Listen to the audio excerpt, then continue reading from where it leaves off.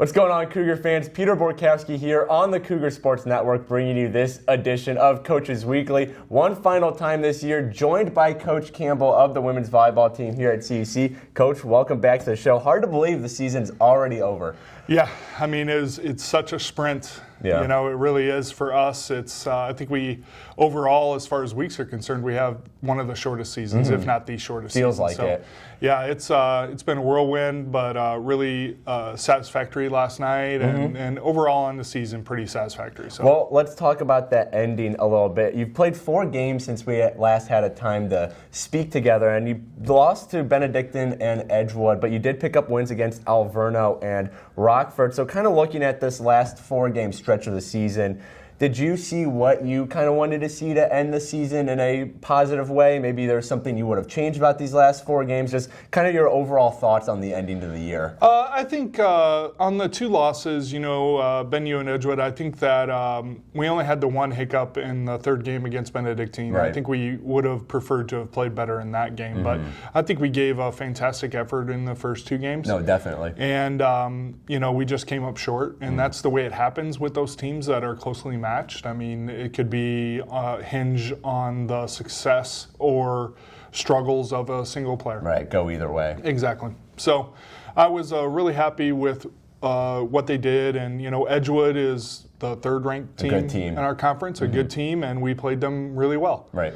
And I thought that if we could have performed just a little bit better offensively, we could have really been in the match. I think we had a lot of people that did a good job, and we just came up a little short at the end of those games. And then, of course, Alverno and Rockford, I think we came through with the wins that we thought that we should have there. Yeah. I think they played fantastic. They did a great job, and they came through with a fantastic effort, even after knowing that we were out of the playoffs after the Benue match, technically. So it was easy for us to see with what was going on that Benue was the match that we had to win, and maybe that's what had a little bit to do with the 3rd game there was after losing those first 2 games and being down that we might not be able to win that match. So, but overall, I was really happy with those 4 matches.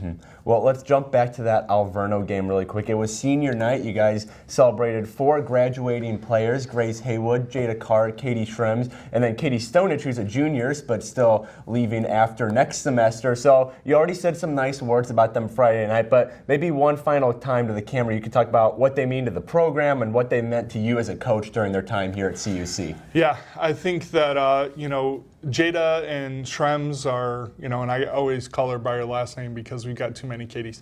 So, they've done a fantastic job for us the entire 4 years. I was so glad that they were in there and were really successful, and Schrems filled in the middle against Rockford as well and did a fantastic job. But they really did well. They're big-time culture kids. I think they've done a fantastic job of coming in and being a part of our program and being a positive part of what we're doing.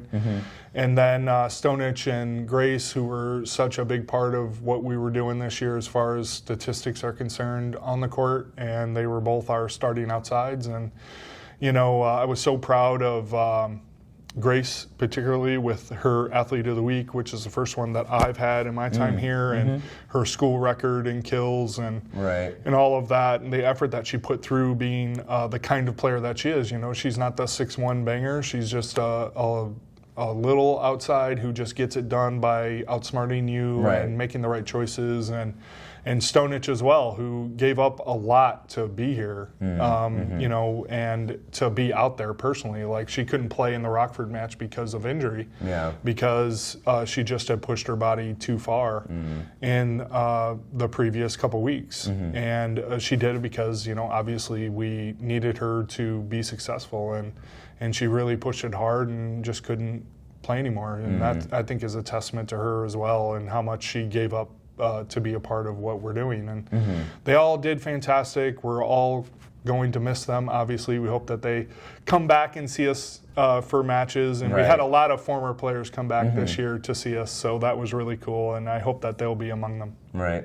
Well, let's broaden it a little bit to the season as a whole. I know it just wrapped up yesterday, but maybe just a couple thoughts off the top of your head. I know we talked about some of the goals throughout the season, working on getting the offensive scheme right, stuff like you talked about the ace attitude a lot. So after the season's done, just kind of off the top of your head, what were your general thoughts? Did you accomplish a lot of the goals you were going for? Is this season, what's just kind of sum it up for us a little? I think we played tough. Yeah. I think you saw at a lot of instances, especially in the three areas that we had to be successful early in the season. We had to pass the ball well, we had to serve well, we had to play great defense.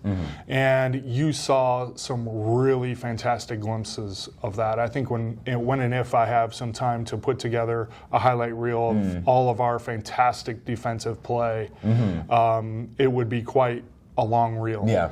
And I'm really proud of the effort that those girls put forward defensively. They just did a fantastic job. And we served great. All year we had 6 tough servers, and they all did a good job. And offensively, we were on and off, and we had a lot of things to deal with as far as adjusting to what other people were able to do. But I think later in the season, we really hit our stride and did a fantastic job of getting those things under control and making the right choices, incorporating the freshmen like we did, especially our middles, Lily and Michaela. Right.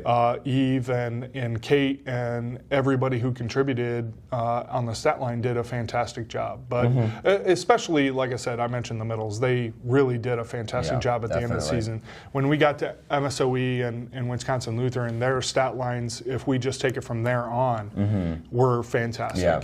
And that was quite the change from early in the season when they struggled a little bit. Okay. So they were a huge part of being that success and having Isabel rely upon them and all of that stuff. So, right. Yeah. Well, let's look to the future just a little bit. Again, your season ended less than 24 hours ago, but thinking about next year just a little bit, can you give us maybe a little preview, a little sneak peek of what the focus is next year, knowing what you guys did this year? I think we were so close to being in the playoff. Obviously, that's everybody's goal is to be in the playoff. Of course. I mean, we took a game from CUW, who won the regular season title or shared it with Aurora, but they beat Aurora, so they have the number 1 seed, and we took a legit game off of them. We took a game off of Albion, who's a top 25 team, I believe still. And now it's time to turn that into that next level of result. We've taken a step this year from last year where we were bottom 3 in the conference. We were 11th, 12th. Around there, right? Yeah, whatever it was. So anyway, math is my forte, but not in that particular sense. But now we've taken a jump up, and we're tied for 8th. Okay. Yeah. And we're tied with IIT, who yesterday played for that 6th spot. So IIT lost that 6th spot by losing to Benedictine. And we had a couple of tough losses that we'd like to avenge, and those were Lakeland and Benedictine and IIT. And Wisconsin Lutheran, who finished ahead of us in conference, 1 position ahead, I think we played them and beat them pretty easily. Game, so right. We played fantastic on the road against them on a Saturday, which isn't easy on the comeback after MSOE. Task.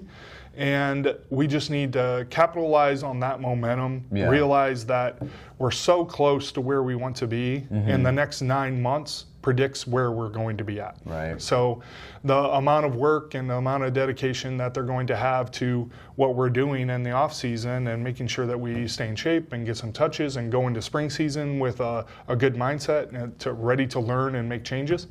I think that along with obviously a recruiting class, I think adding the right pieces to what we already have is going to be a really important part of what we do in the next 9 months. And obviously, I think that we can be just as successful and hopefully more successful next year in making the playoffs. So I really trust the people that we have as a part of the team now, and I think they will work hard and they'll do a good job. Essentially, we could have the exact same team back, right?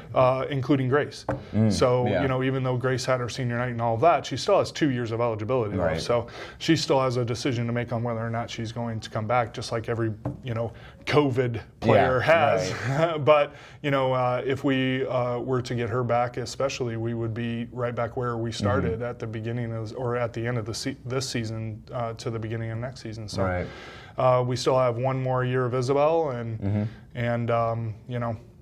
it'll be hard work, obviously, because we do have some changes to make. But hopefully they're willing to get in there and make those changes, and I think they are. So I think they got the taste of victory a little bit, and the way of playing some high-level volleyball against some great competition. Right. And now they're ready to win those matches. Right.